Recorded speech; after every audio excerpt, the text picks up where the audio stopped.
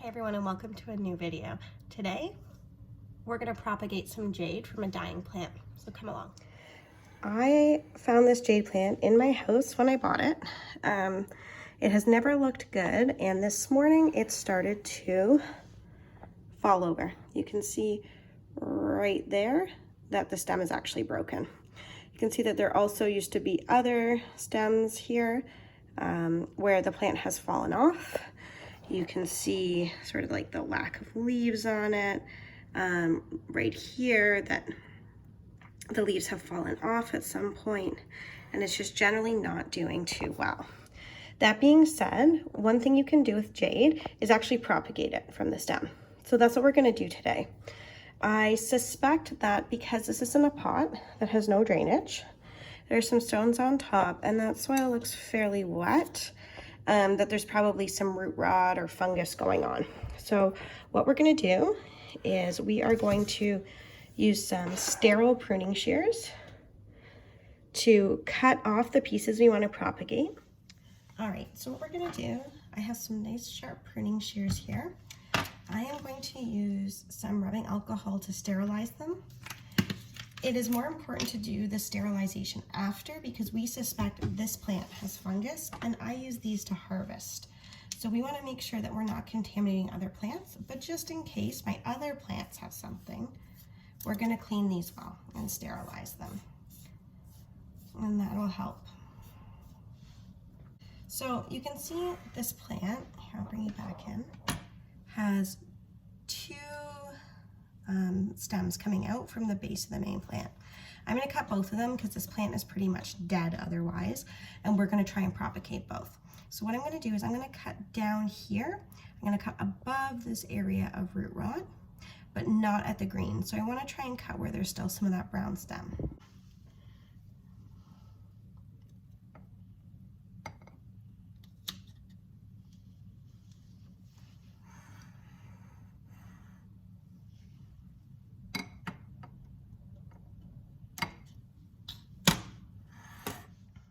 Jade plants send out their roots at these leaf nodes down near the base.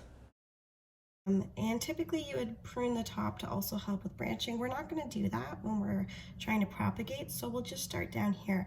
I'm actually just going to remove one leaf, this one, the lowest leaf down. I'm just going to gently twist it off. Okay. Looking at this smaller one,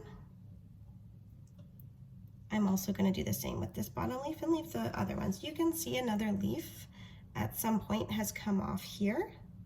Just these plants are just not very healthy. But I think there is a small leaf coming at the top, so there's some hope. Now you can see the bottom is where I made fresh cuts on these plants. In order for this to propagate, those need to dry and have a callus form over the bottom of them. So we actually need to wait 2 or 3 days. To get that callus to form on the bottom, I'm just going to put these freshly cut pieces on a paper towel on a plate. You don't want to water them. You want that paper towel to be dry. And we're going to come back in 2 to 3 days and take a look. Okay, it's been about a day and a half, and I thought I was going to leave these cuttings a bit longer, but I'm going to show you. See how dried it is? The outside is actually sort of forming over the inside cut part there. And I'll show you the other smaller one. It's really quite dry. So it's important to go based on what your cuttings look like, not just a standard rule of 3 days or 5 days, 7 days. In my climate right now, it's really dry. And so it was important to take a look at these to see how they were doing. And they're ready, they can be potted now. They probably could have lasted another few days, but like I mentioned, this plant was really damaged, and so I want to kind of move along as best as I can. So, jade is a type of succulent. We're going to use this cactus, palm, and succulent soil mix, the one that we used for the aloe. So I have 2 nursery pots here, plastic. They have drainage holes in the bottom. I'm going to do these up separately. To be honest, I don't really expect this guy to make it. It's very small, and typically you'd want something larger. Really hopeful this one will. Okay, so I'm going to fill these up with soil. When you're putting soil in, you kind of want to loosely fill it up. It will settle down a bit with watering. So you can put a little extra on knowing that. And another thing is too, remember when you add water to the top of these, you need a little bit of a lip between where your soil is and the top, because if your soil comes to the very top of the pot, when you go to water it, your water is actually probably going to spill out. So that's just a tip on filling pots up. So I'll fill this other one. We're going to give them a bit of a water now before the plants go in. You want to water them so that they're moist, but you don't want them soggy wet. So about what I did there, it's not even like dripping out the bottom. This is so that there's enough moistures to give the plant enough to get it going, but not so much that you waterlog it as a succulent. So again, like there's nothing dripping out the bottom.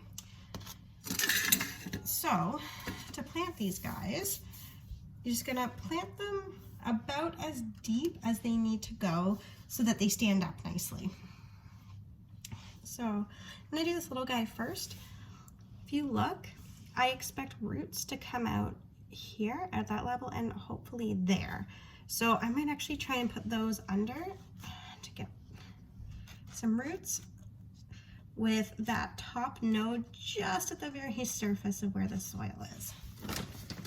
I'm just gonna put a little bit more around it. Take a look. Again, I'm not super hopeful for this guy. This is not a really big cutting, so we'll see. It's a small cutting, and not just that, it's from an unhealthy plant. So we'll see how it does. I'll definitely give you guys updates, but that's number one. Number two, I expect this one to do a lot better. So we're gonna plant it. And again, I expect roots to come out where we had some leaves before. So there would have been leaves here and here and here, here. So there's lots of opportunities for this one to send out roots, a lot more than the other. And so again, I'm just gonna put it in so that it's standing up nicely. And I'm gonna top it up with a bit of soil. Watering it kind of compresses some of the soil down.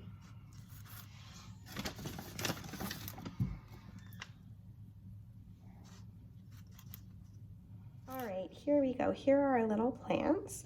As you can see, that's how deep this one was planted. And this one, pretty much all of that brown base was planted there. Okay, so we have these guys planted. Let's talk about taking care of them. The soil is moist right now, and what we're going to do is we're going to hopefully wait until they start to have their roots develop before we water them again. So the way you know that without digging around is you'll start to see some growth at the top.